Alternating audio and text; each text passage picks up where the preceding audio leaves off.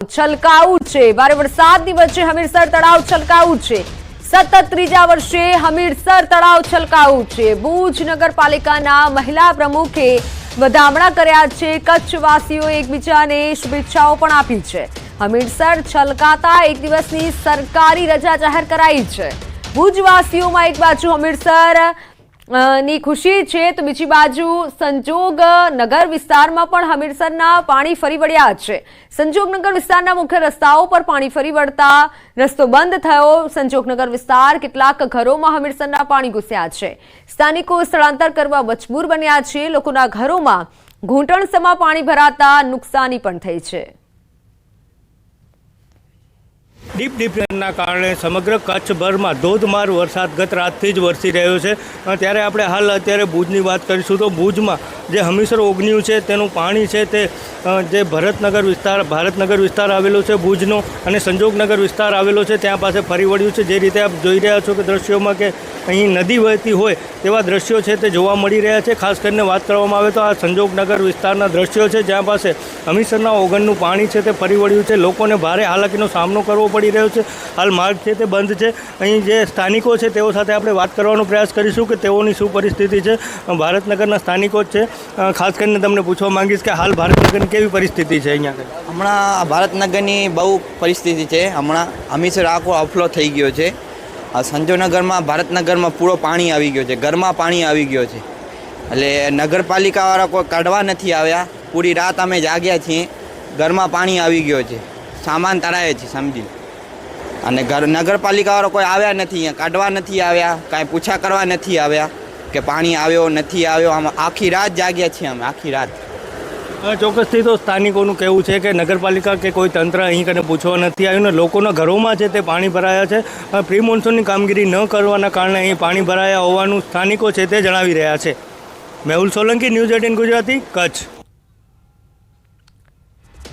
કચ્છમાં પાણીનો પ્રકોપ। ભારે વરસાદના પગલે હમીરસર તળાવના પાણી લોકોના ઘરમાં ઘૂસ્યા। નવા નીરની આવક થતા હમીરસર તળાવ છલકાયું। જોકે તળાવના પાણી ભારતનગર વિસ્તારમાં રહેણાંક વિસ્તારોમાં ઘૂસી જતા જનજીવન પ્રભાવિત થયું। ઘરમાં તળાવના પાણી ફરી વળતા લોકોની ઘર વખરીને પણ ભારે નુકસાન પહોંચ્યું।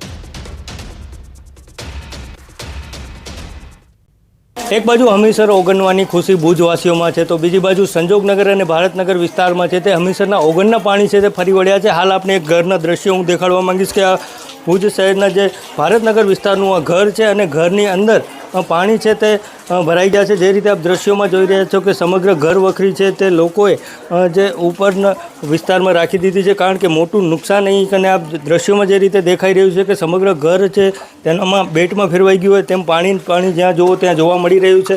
સમગ્ર ઘરની અંદર પાણી ભરાતા લોકોને ભારે નુકસાન થયું છે અને જે રીતે આપ દ્રશ્યોમાં જોઈ રહ્યા છો કે તમામ જે ઘર વખરીની ચીજો છે તે પણ પાણીમાં ખરાબ થવાના કારણે લોકો છે તેઓ ઉપર રાખી રહ્યા છે। બીજી બાજુ જો વાત કરીએ તો લોકોને ખાવા પીવામાં પણ હા જે રીતે આપ દ્રશ્યોમાં જોઈ રહ્યા છો પરિસ્થિતિ છે તેમાં મુશ્કેલીનો સામનો કરવો પડે છે। સમગ્ર ઘરમાં જ્યાં નજર કરો ત્યાં પાણી જ પાણી જોવા મળી રહ્યું છે એટલે ચોક્કસથી જે ભારતનગરના લોકો છે તેને હાલાકીનો સામનો હાલ મોટા પ્રમાણમાં કરવાનો વારો આવ્યો છે। મેહુલ સોલંકી, ન્યૂઝ 18 ગુજરાતી, કચ્છ। તો પીએમ મોદીએ સીએમ સાથે ટેલિફોનિક વાતચીત કરી છે। વરસાદની સ્થિતિ અંગે તાગ મેળવ્યો। ભારે વરસાદની સ્થિતિ અંગે તાગ મેળવ્યો। સીએમ ભૂપેન્દ્ર પટેલે ટ્વીટ કરી જાણકારી આપી। ફરી એકવાર કેન્દ્ર સરકાર તરફથી તમામ સહયોગની ખાતરી આપી હતી। રાજ્યના વિવિધ જિલ્લાઓના અસરગ્રસ્ત લોકો માટે રાહતના પગલાઓ સહિતની બાબતોની જાણકારી તેમણે મેળવી હતી। વડોદરામાં વિશ્વામિત્રી નદીના પૂર અંગે ચિંતા વ્યક્ત કરી તેમણે અસરગ્રસ્ત લોકોને આપવામાં આવતી રહેલ રાહત અને સહાય અંગેની પણ વિગતો મેળવી હતી।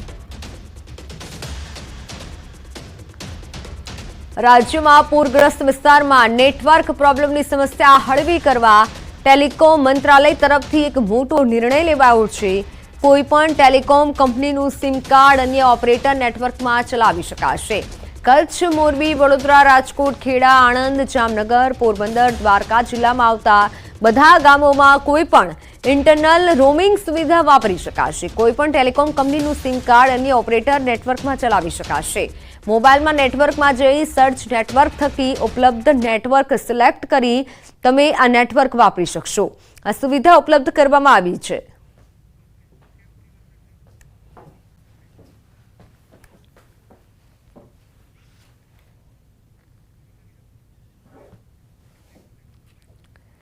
તો હાલ સમાચારોમાં સમય થયો છે વિરામનો. નજર કરીએ ટોપ 3 હેડલાઇન્સ પર. આજે કચ્છ સૌરાષ્ટ્રમાંથી ભારે વરસાદની આગાહી. કચ્છમાં ભુજનું હમીરસર તળાવ છલકાયું. મહીસાગરનો કડાણા ડેમ 82.87% ભરાયો.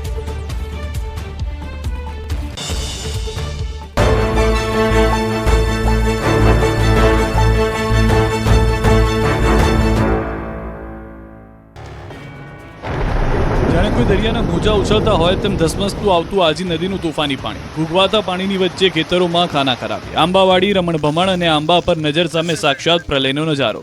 નિહાળતા લાચાર ખેડૂતો. ખેતરોમાં જળ વિસ્ફોટ અને વિનાશ અને વિનાશના દ્રશ્યો છે જૂનાગઢના ખેડ પંથકના.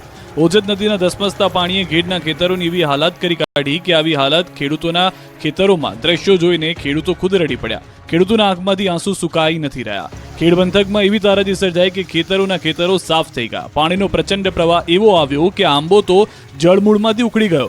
અહીંના ખેડૂતો પર જાણે કુદરત ક્રોધ હોય તે રીતે કહેર મચાવતી જોવા મળી. ખેતરોમાં ખાના ખરાબીના જે દ્રશ્યો જોવા મળ્યા તે નિહાળી તમારી આંખમાંથી આંસુ આવી જશે. 18 ઇંચથી વધુ વરસાદ ખાબકતા ઓજત નદીએ ખૂંખાર રૂપ ધારણ કર્યું. તેનું પાણી ઘેડ પંથકમાં ઘૂસી ગયું. ઘેડ પંથકના ખેતરોને કંઈક આ રીતે ફરી વળતા ખેતરોમાં તારાજી અને નુકસાની સિવાય કંઈ જ બચ્યું નથી. ખેડૂતોએ જે પાળા બનાવ્યા હતા તે તેની નજર સામે ધ્વસ્ત થઈ પાણીમાં તણાઈ ગયા. બામણાસા ઘેડમાં ઓજત નદીનો પાળો તૂટતા ખેડૂતોના ખેતર પાણી થઈ ગયા. ભયંકર પૂર હોવાથી ખેડૂતો આંબા પર ચડી ગયા. આવા જ દ્રશ્યો જુલાઈ માસમાં જોવા મળ્યા હતા. આથી ખેડૂતોએ પોતાના ખર્ચે ફરી પાળો બાંધ્યો. પણ ફરી આવેલા ઓજતના પાણીએ ખેડૂતોની લાખોની મહેનત પર પાણી ફરી વળ્યું. 1 માસ બાદ ફરી ઓજત નદી આફત બનીને ત્રાટકી. આ બાજુ જૂનાગઢના માણાવદરના સરડિયા ગામમાં જળબંબાકારની સ્થિતિનું નિર્માણ થયું છે. પણ અહીં ઓજત નદીના પાણીએ તારાજી સર્જી. પોરબંદર તરફનો હાઈવે બંધ થયો. હવે ગામમાં બોટ એકમાત્ર સહારો બચી. ગામમાં રેસ્ક્યુની જરૂર પડે તો બોટ તૈનાત કરવામાં આવી. તો માણાવદરના કોડવાવ સમેગા ગામ પણ પાણી થયું. પૂરના પાણીથી કોડવાવ સમેગા બેટમાં ફેરવાઈ ગયા. પોરબંદરના ખેડ પંથકમાં પણ પાણીએ પથારી ફેરવી.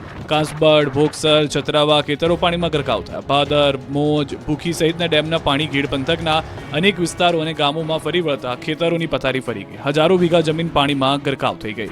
આ બાજુ ગરેજ ગામે ગ્રામજનો હોડી ચલાવતા જોવા મળ્યા. નેરાણા, મોડદર, ગરેજ, ભોગસર, કાસબડ બેટમાં ફેરવાતા લોકો મુશ્કેલીમાં મુકાયા. તો પોરબંદરના કુતિયાણાના ગરેજ ગામે હોડીઓનો સહારો બચ્યો હતો. પાણી એવી પથારી ફેરવી ચૂક્યું કે આખું ગામ પાણી થઈ ગયું.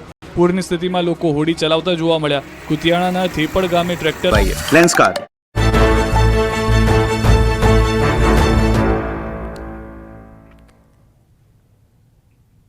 Welcome back. તો હવે વાત કરીશું જળબંબાકારની પરિસ્થિતિમાં જીવ સટોસટનો ખેલ ખેલી બીજાના જીવ બચાવનાર દેવદૂતોની.